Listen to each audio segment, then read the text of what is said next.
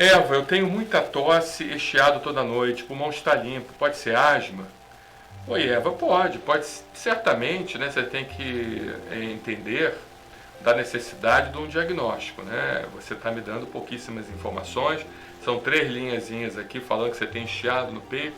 Chiado no peito é uma coisa muito subjetiva, entenda que o objetivo dessa resposta não é uma consulta médica específica para você, pelo amor de Deus, não entenda dessa forma, tá? A gente só vai conversar sobre possibilidades para que você melhore a sua cultura e você leve então ao seu médico assistente, coloque na mesa dele, olha, doutor, será que pode ser isso? Aí ele que vai então dar o veredito final, ele que vai bater o martelo, dizer realmente o que está acontecendo com você, tá bom? Agora, o interessante, Eva, não específico para você, mas o interessante é que você nos relata que você tem muita tosse, chiado toda noite, né? Interessante que a noite é o momento que a gente dorme. No que a gente dorme, aí existe a possibilidade de refluir o ácido do estômago. Esse ácido refluindo, vindo pelo esôfago e vindo para essa região aqui, ele pode causar então tosse e pode causar o chamado broncoespasmo. Será que não poderia ser uma doença do refluxo gastroesofágico em atividade que você ainda não fez um diagnóstico? Existe essa possibilidade. É para conversar com o seu médico assistente e pedir para ele investigar isso ou cogitar na possibilidade de discussão em relação a essa doença. Outra situação também durante a noite é que durante a noite nós produzimos menos o corticoide, o cortisol, o anti-inflamatório natural chamado cortisol, né, que é um anti-inflamatório produzido pelas glândulas suprarrenais, né, acima dos rins.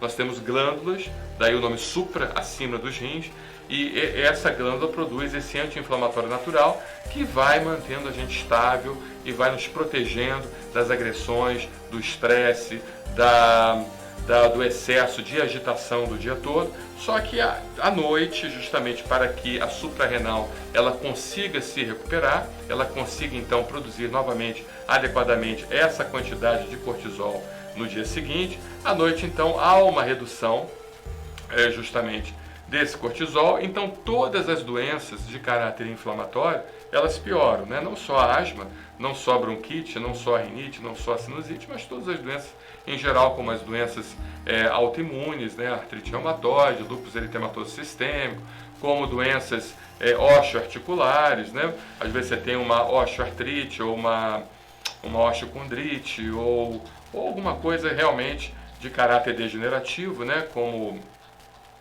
problemas ósseos em geral e, de certa forma, outros problemas também inflamatórios em geral, infecciosos também podem piorar à noite. Então, o que acontece, Eva? Pode ser que você também esteja com alguma asma brônquica de origem alérgica, e nós sabemos que a alergia ela induz a um processo inflamatório e durante a noite, como você tem essa baixa do hormônio cortisol, você acaba tendo mais chance de tosse e mais chance de chiado no peito também.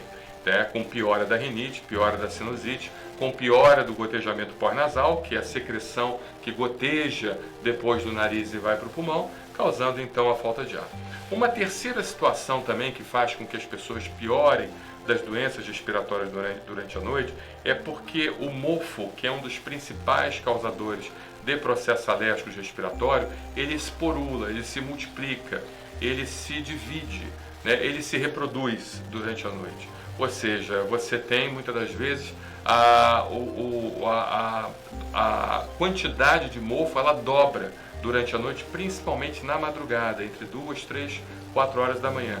Então é muito comum um paciente com asma ele nos procurar na unidade de emergência com crise justamente essa hora, 2 horas, 3 horas da manhã. Por quê? Primeiro que você está com o nível de cortisol lá embaixo.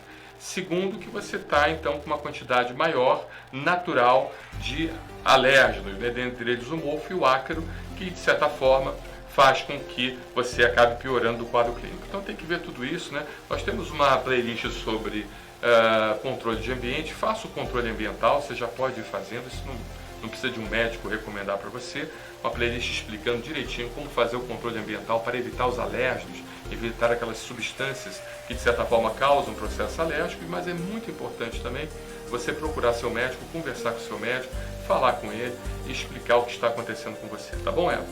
Um abraço, muito obrigado, Eva, pela sua pergunta, excelente.